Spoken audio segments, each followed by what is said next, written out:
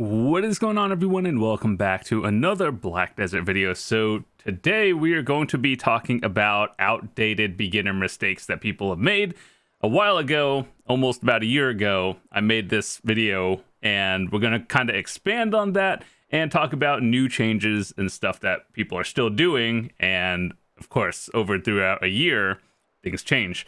So with that said, let's talk about some stuff that, is a little bit outdated, you shouldn't do anymore. And if you see a video, it's probably older at this time. So with that said, in no particular order, all of these are kind of, you probably shouldn't do it. But starting with Godr Weapons. Now, this used to be something that people used to do. I'm going to tell you a little bit of a story behind all of these, and then also I'll tell you why not to do it. So first of all, Godr Weapons for all your main hand, awakening, and offhand. So these purple ones, now back in the day, these used to be a stepping stone to Godr Weapons, were for people who were at Tet Blackstar trying to go for Pen Blackstar. And this was before like the pity system existed. And also, this was way before, Cron stoning was as cheap as it is now, more or less. And so they implemented a thing in the game where people can make small AP upgrades from Tet to Pen. And so this is why this exists. Now, so what you should do if you're, a new player right now, you should just go for Blackstar. If you can save up enough money to just buy a pen, probably the best way to do it.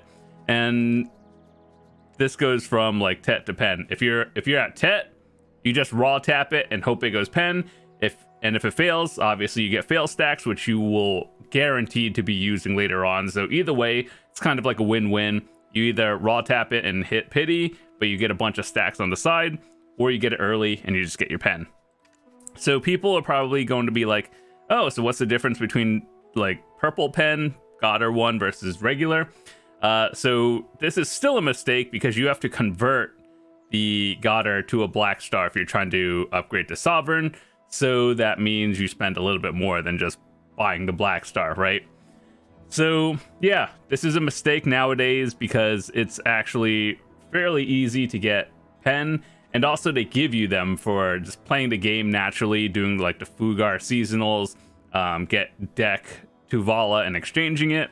So yeah, a lot of these pretty easy nowadays, and when you're going for your like second or third one, you pretty much have like around like 270, 280-ish AP gear, and then you should be grinding more or less comfortably.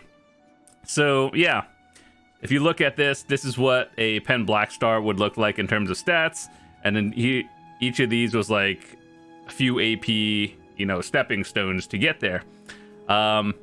So what do you do if you have it? Well, you should probably just put it in your storage and keep it as a collector's item because these do not sell anymore and you shouldn't be buying them. If you have a Tet one, I guess maybe one day, here's what I hope. They will put a transmog system in the game, kind of like, literally every other MMO that exists. If you don't know what it is, it's basically like if you have another thing, you can use that to get the like skin of the item and then just use that, so it makes everyone unique, have different skins and everything. It's cool, right? Every other MMO does it. Maybe they will allow you to like delete this item and then use it as a permanent skin. So if you want your sovereign weapon to look like a purple Blackstar or Godr, you could do that. Here's hoping, but that maybe. So anyway, Godr's kind of outdated, and it costs more to actually enhance all of this using all this fail stacks and everything. So it's not worth it anymore. Just go to Blackstar route. Don't enhance it.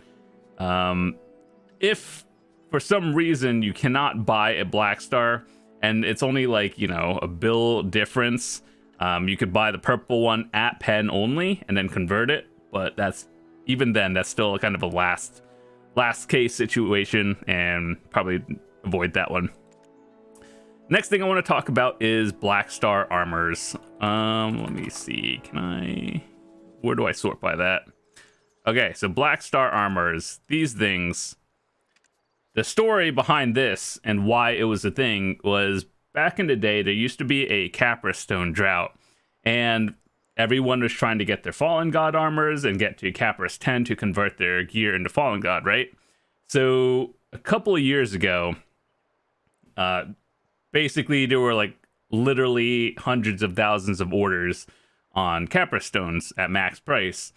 And this was an alternative to doing it. So you would get your Blackstar Armor to pen, and then you essentially, that's the equivalent of a C10 like regular boss gear piece, right? And then you would convert that at the same exchange rate. So yeah, it's one of those things where it was never really good when it came out. Even on launch day, it was just an alternative. It was more expensive because you had to enhance this, and it was like the same enhancement rate. Well, not really the same, but it wasn't any better than just, you know, saving up and going for, you know, a Blackstar back in the day. So it was very expensive. So once again, you know how I talked about, you could exchange these items for, you know, a permanent skin. So if, let's say you want your Adania armor to look like a Blackstar helmet, maybe they'll allow you to do that. Here's hoping one day. So yeah, these are not really worth it these days. I think, like, let's just take a quick look at it. So 15 billion, right? And then you want a Fallen God armor. It gives you a base one, by the way. So you see how the exchange rate would be less. You might as well just buy the direct Fallen God armor, and you can even get one at upgraded prices at the same thing. So the only thing you would be buying a like Blackstar armor for these days is for collector's sake, and let's say you just like the skin, role playing, but gear wise it's not good. You're just collecting it, and you especially should not be enhancing it because these use the same or equivalent fail stacks of Blackstar weapons, which you'd rather enhance the Blackstar weapons and sell for more or less profit if you can. So yep, these are collector's items. I think what Prolibus should do is just allow you to transmog them, and just, let's say it's like, here, you get it to pen, delete the item, exchange it, and now your account can use this permanently and just have the effect going on. I think that would be cool. A lot of people would do it, actually. So the next thing I want to talk about is the Jetina weapons and armors. So back in the day, before Karazad, before Debarekas, we had a gear progression, and doing this would be like doing all the quest lines, and let's say you needed or you wanted, what was it, like I guess a weapon or something. I actually have a video of that. It's extremely outdated, and I showed you the cost of it. So basically, back in the day, before Blackstars came out, there were things called Dandelion weapons. These were best in slot, like weapons, and yeah, you were the cool kid if you had one back in the day. It was actually really cool. That was a good era of the game. And hitting a pen back in the day was like the most exciting thing. Even getting one was pretty exciting. So yeah, it's kind of one of those things where you shouldn't do it. It costs about 7.5 billion to get a pen if you do the guaranteed upgrade. Obviously, you could buy one for significantly less. And it's just like something that should just be removed from the game. Also, with Jetina, here's the modern day thing that people still do. So you know how you can get the guaranteed accessories, right? And these are good up until a certain point, and then what you would do is like essentially heat them up and then turn them into Essence of Dawn. Now, before, when Essence of Dawn wasn't available on the market 24/7 and they were maxed out, these had some value. Nowadays, if you look at the Essence of Dawn, they just sit on the market. They're not even max price, and like as of right now, it's probably going to stabilize around 70, maybe go down a little bit to 60. So the value of this is no longer what it is. So if you're at the stage in the game where you need Essence of Dawn, what I'd recommend to you is just buy them off the market, because that's probably going to be the fastest way. Otherwise, if you're doing a lot of these, the Old Moon stuff, it should just be for like a collector's item, and even then probably still not even worth it, because buying these off the market as well is probably a little bit cheaper, depending on your server. I assume it's, you know, roughly, it'll probably match the price of Essence of Dawn. So if that goes down, price of this kind of fluctuates as well. But also the price of, you know, magical shards and all this stuff and blackstones, these are kind of at an all-time high, because endgame players need them to craft crystals and everything. So yeah, this did not help the prices of anything. Everything else over here, pretty obtainable just by natural playing. Magical shards are very expensive right now. If they were minimum, that might be a different story, but it's not. So yeah, one of those things. It used to be good. It actually used to be helpful back in the day, but before, not really. If you are at the stage of the game where you're like, oh, I want to craft it just to say I did it, generally I would say the Crescent Ring is the best one to do, just because it gives you more AP than the others, and it'll just help you get from the next stage of gear to the others, but I would not recommend doing it. So you're doing it just because you want to say you did it, not because it's necessarily profitable or anything. Okay, so the next thing I want to talk about is more of a knowledge check nowadays, and it's Monster Zone information. So this tab right here, it's actually very helpful, but also it's a little bit outdated. So I would say about 80%, maybe 90% of these are pretty accurate, but I think that Pearl Abyss should go over all of these and, you know, look at the tags of all of these and then reflect on that. So for example, what does this mean? If you're a new player and you're wondering, okay, so I have X amount of gear and I want to grind a spot, and what should I do? So if you look at these, some spots have different, you know, tags of, you could sort by, let's say you want to go for combat XP. It'll show you all the spots that the game thinks are good for combat XP. Now, here's the thing. It's almost 2026, and you could power through a lot of these without these spots, and it's not really that good. So some spots are obviously better than the others, and what I would recommend is, you know, probably just asking other people, or also watching a video that is more up to date in terms of like best spots for like anything silver, XP, treasure pieces, or whatever you're looking for. So I think this is an overall good tool, and about 80% of things are, you know, pretty accurate here in terms of like they did a good job with the gear scaling on your, like, how much AP you need to grind this spot. Most of those are pretty good.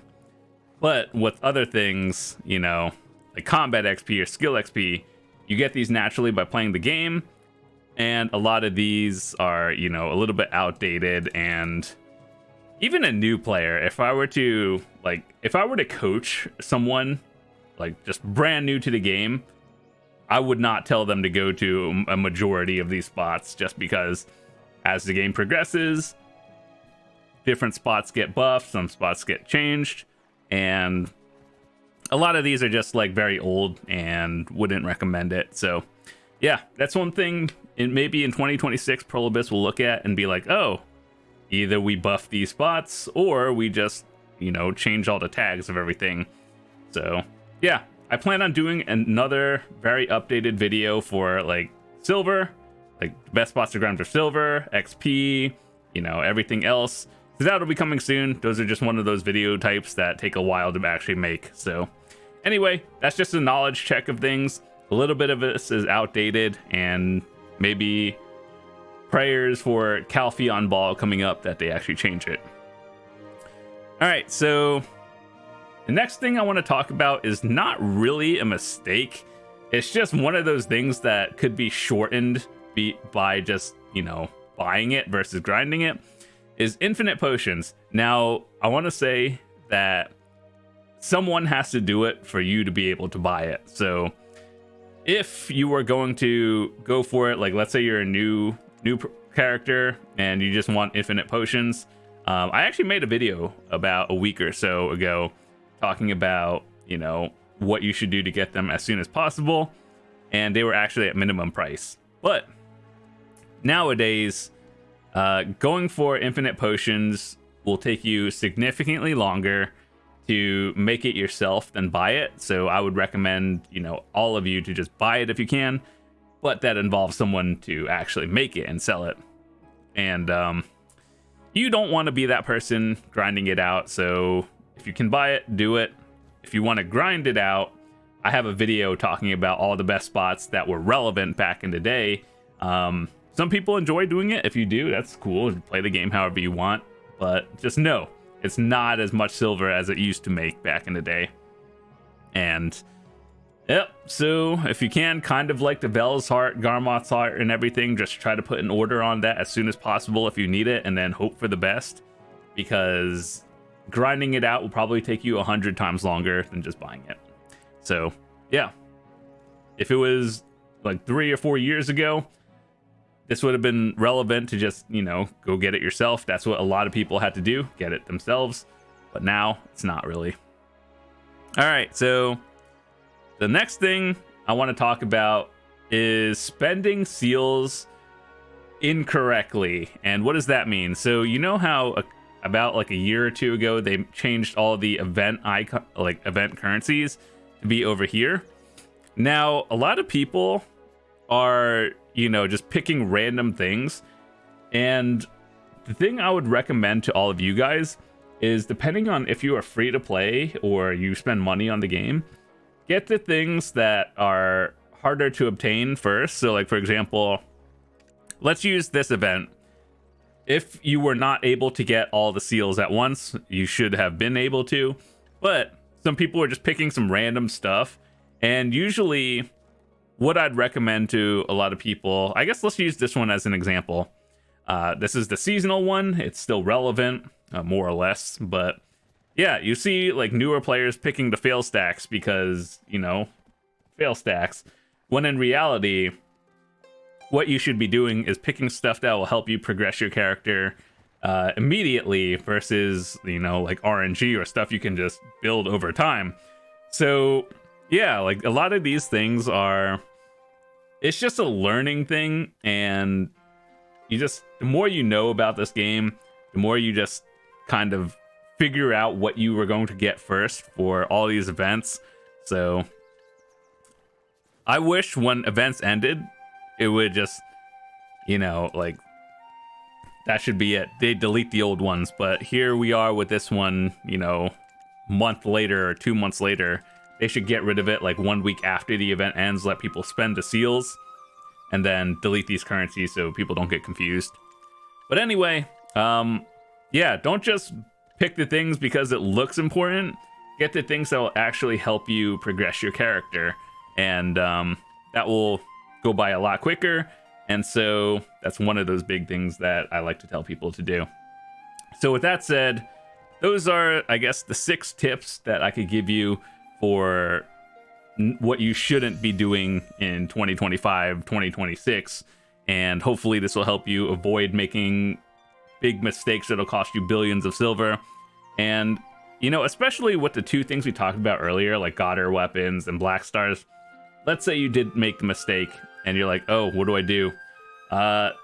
You could try to sell it, but unlikely because there's no reason to actually get it. Maybe hold on to it in case Prolobis actually does something with it, like turn them into, you know, outfit styles or something. And that would be cool, but, you know, you never know.